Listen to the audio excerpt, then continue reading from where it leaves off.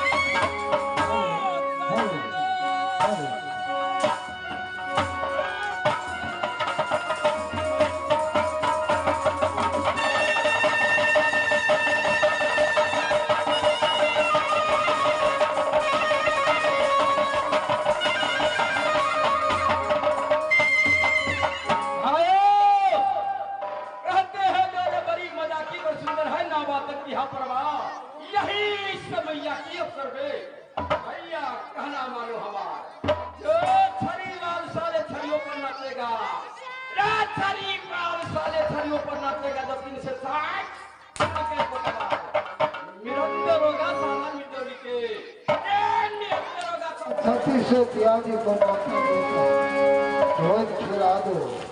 क्या सबको नाता दे दिए? मेरी दोस्त क्या आया सब छत्री आ गया?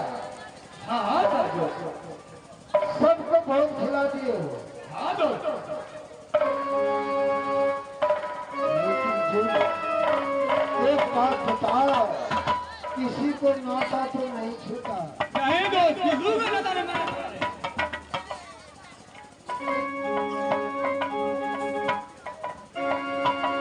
दोस्त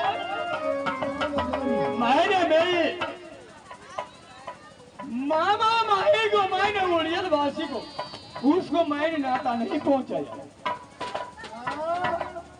मामा को नाता नहीं दिया। नहीं मेरे दोस्त, तूने बहुत मदद कर दिया। सब छात्री को नाता देकर बहुत खिलाया, पर मामा ही को नाता नहीं दिया। नहीं मेरे दोस्त, जोरी हर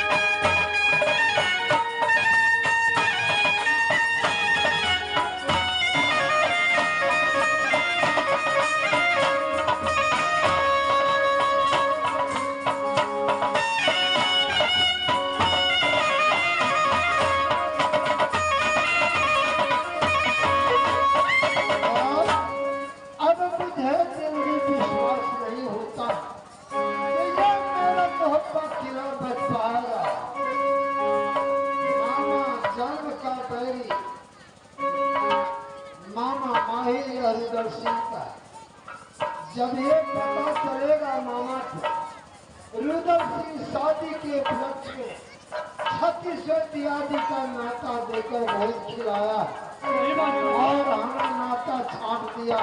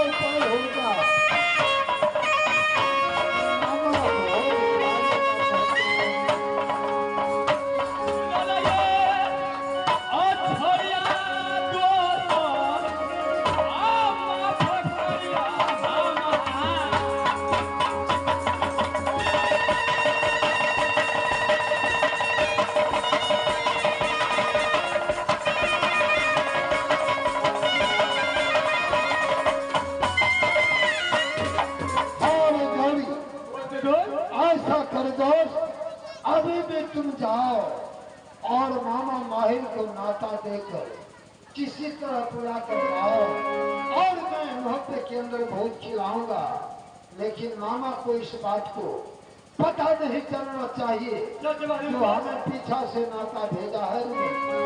ठीक है दोस्त, मैं जा सकते हैं। फौरन जाओ जोरी। अब मैं तब तक कह रहा हूँ अपने किला को आराम करूंगा। न जाने अब मोहब्बत के अंदर क्या होगा नहीं होगा, हमें दिल में विश्वास नहीं होता तो अब मेरा मोहब्बत बच पाएगा। आने दो मामा।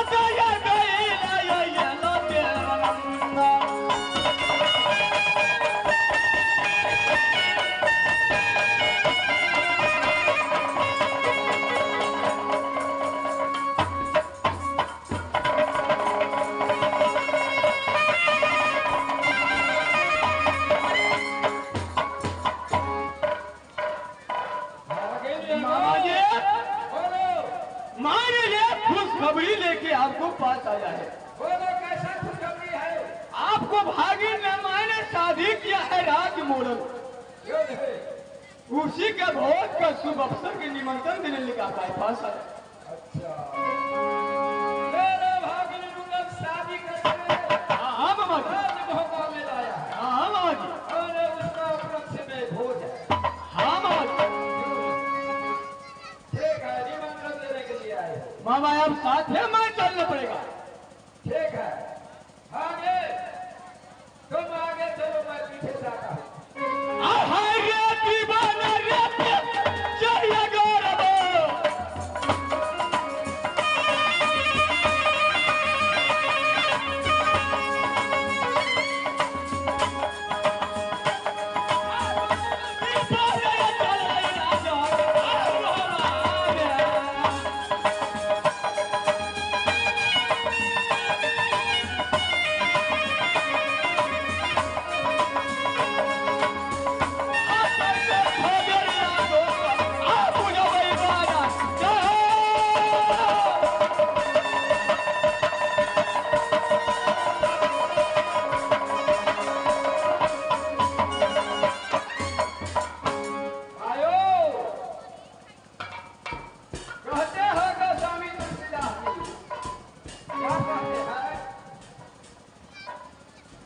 प्रभुपद प्रीति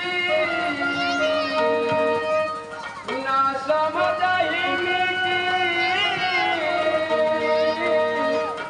अताहि कथा सुनि लागहि भीति। भगवान, जो रोगी का मन भावे सो वैद्य फरमाए।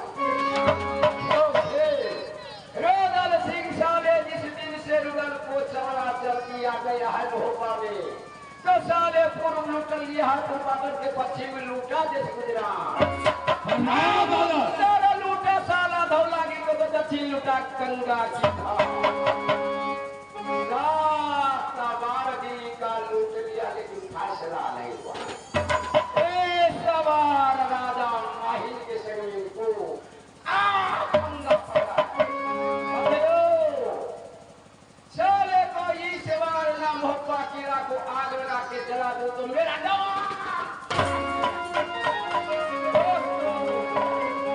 देखते रहिए जो क्या लीला होगा रात मोहब्बा की। मैं अपने बंगला पर आराम करता आगे कहाँ से आते हैं? बहुत मन चंचल देखता है, जिनबाहु मुंह के सुखी देखता हूँ उदास। हाँ तो माता को भागी जिनगाने के तब तक मुझे आगे बहुत क्या दादा हो सुनहे उड़िया हो करदा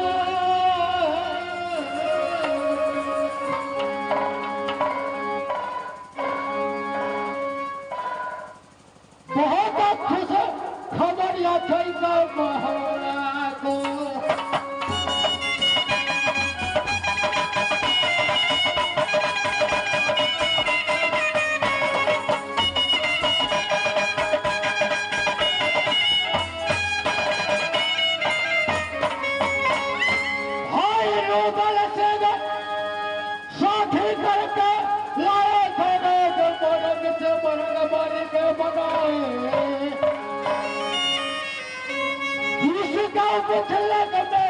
भोजन किया था मोहना।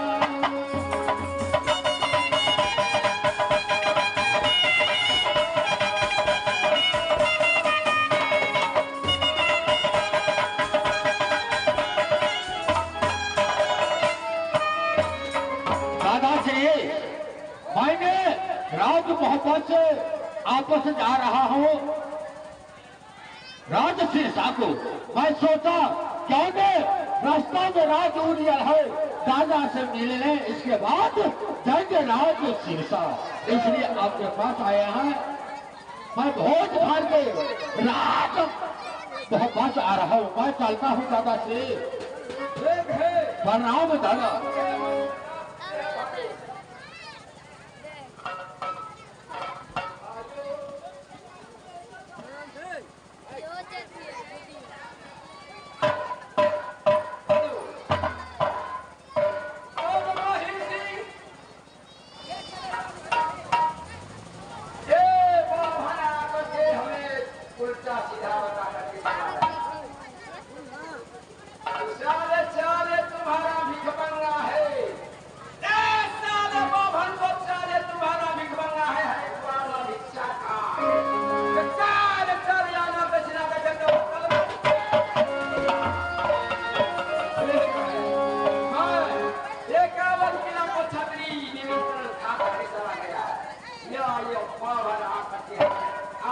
से आ